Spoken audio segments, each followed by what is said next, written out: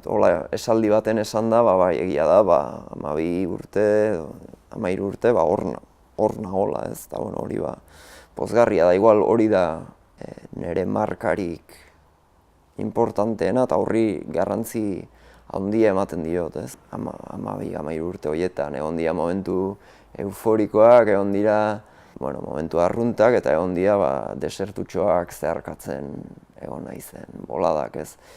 Guzti hori ez esateagatik gehien iristen zaiguna da hor haustura bat ematen da eta gaina oso haustura injustu bat askotan, ez duzu ulertzen momentuan ze gertatzen ari den. Ordura arte egiten zenuena egiten segitzen duzu, baina egun batetik bestera ez dizute txalori jotzen. Hor prozesu bat dago eta ulertu behar duzu zure burua berrasmatzera edo kondenatuta zaudela, ez. Eta horrek eskatzen du denboratxo bat. Denboratxo bat eta gogoeta handiak, ez. Nik nire bertsolari izateko ametsa bete dut.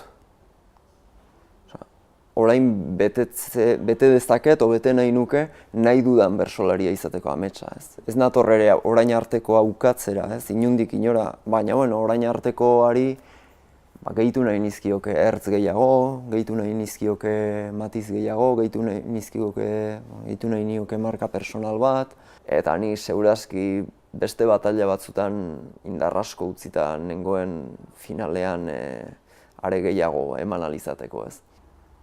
Esango nuke jaialdi baten egitura 2013an eta 1980an berdina zela. Momentu honetan gehiago kezkatzen hau, bertsoaren barruko gure eguneroko lan-tresna eta formatu hauek aldatu behar ote diren pentsatzeak, edo nola aldatu litezken, nola mugitu litezken. Ikusten dut aldaketa posibleak egon litezkela eta horri buruz pentsatzea ere guri dagokigula.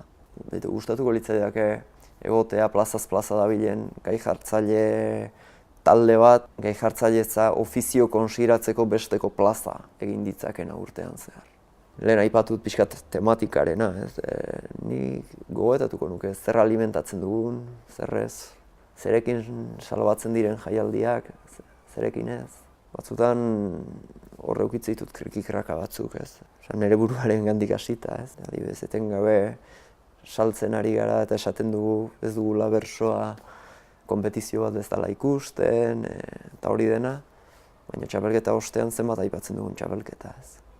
Iruditzen zait formatuak oso zurrunduta eta batzuk ingusu esango nuke nahiko fosilduta dauzkagula, ez da. Nik eskertuko nuke horri buruzko gogoeta bat eta segurazki pixkanaka eman beharko dena eta bizirik gaudela sentitzeko moduko azkuratxo bat edo inertzia batzuk puskatzea, uste dut badagokigula eta heldu beharko geniokela.